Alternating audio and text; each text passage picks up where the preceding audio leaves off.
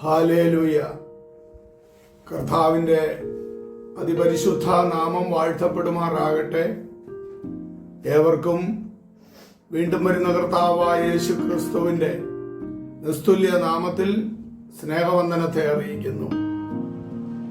എസ്രായുടെ പുസ്തകം 4-ാം അധ്യായത്തിൻ്റെ അതിൻ്റെ 1-2 വാക്യങ്ങൾ, പ്രവാസികൾ ഇസ്രായേലിന്റെ ദൈവമായ യഹോവയ്ക്ക് മന്ദിരം പണിയുന്നു എന്ന് യഹൂദയുടെയും ബെന്യാമീന്റെയും വൈരികൾ കേട്ടപ്പോൾ അവർ സെരുബാബേലിന്റെയും പിതൃഭവന തലവന്മാരുടെയും അടുക്കൽ വന്ന് അവരോട്, ഞങ്ങൾ നിങ്ങളോടുകൂടെ പണിയട്ടെ എന്ന് ചോദിക്കുന്നത് നമുക്ക് അവിടെ കാണുവാൻ കഴിയുന്നു.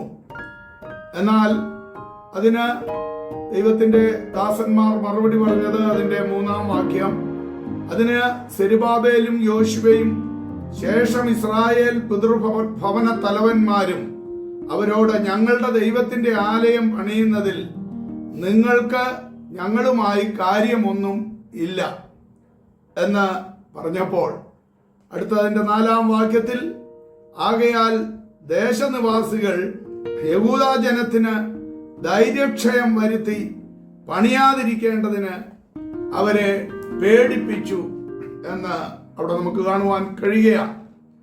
ആദ്യം അനുനയത്തിൽ അവരോട് കൂടെ വന്ന് പണിയട്ടെ എന്ന് ചോദിച്ച് അത് അവരുടെ പണിയെ തടസ്സം ചെയ്യുവാൻ, അവരുടെ പണി നടക്കാതിരിക്കുവാൻ, കലക്കമുണ്ടാക്കുവാൻ ഒക്കെയുള്ളതായ തന്ത്രത്തിലാണ് അവർ സമീപിച്ചത്. എന്നാൽ ദൈവത്തിന്റെ ദാസന്മാർ അത് മനസ്സിലാക്കി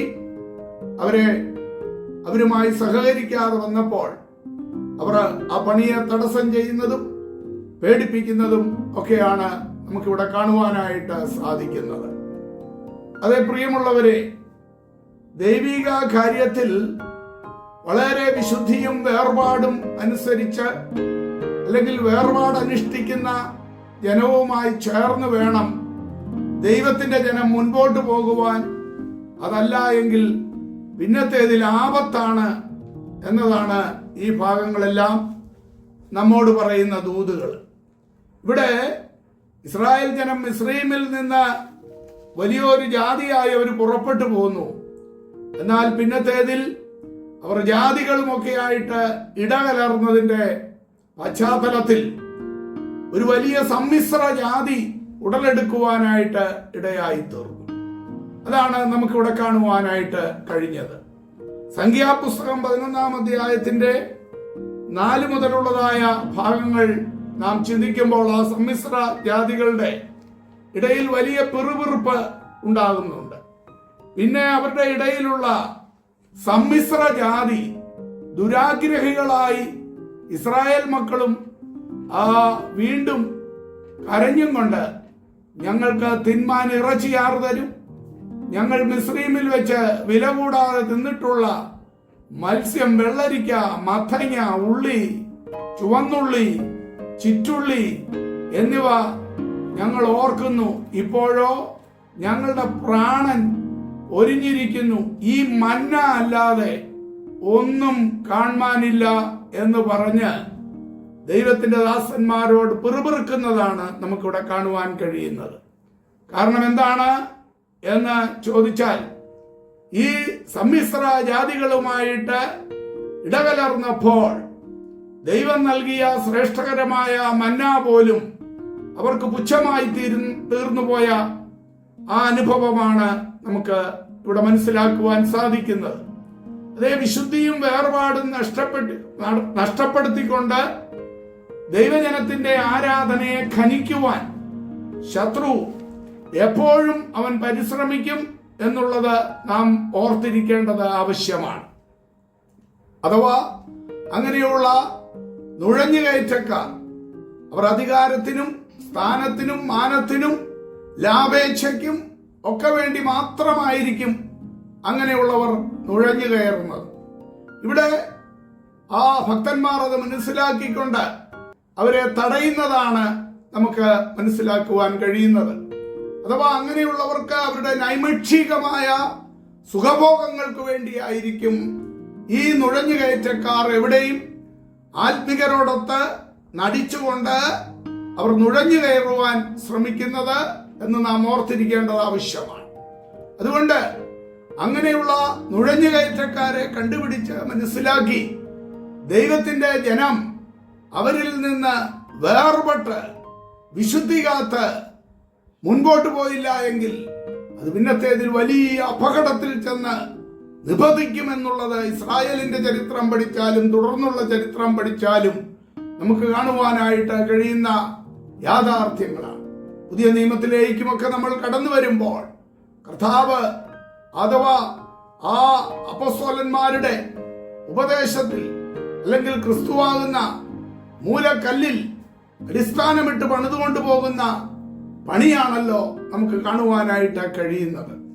അതേ പ്രിയമുള്ളവരെ, ഈ നാളുകളിൽ വളരെ ശോധന ചെയ്തു വേണം നമ്മുടെ ആത്മീക പണി, ആത്മീക ആരാധന ഇതെല്ലാം നാം മുൻപോട്ട് കൊണ്ടുപോകേണ്ടത് എന്ന് നാം വളരെ ഗൗരവമായി ചിന്തിച്ചില്ല എങ്കിൽ അത് വരും തലമുറയെ നാശത്തിലേക്കും അല്ലെങ്കിൽ ദുരാഗ്രഹത്തിലേക്കും ഒക്കെ കൂപ്പുകുത്തിക്കും എന്ന് നാം മനസ്സിലാക്കേണ്ടത് ആവശ്യമാണ്.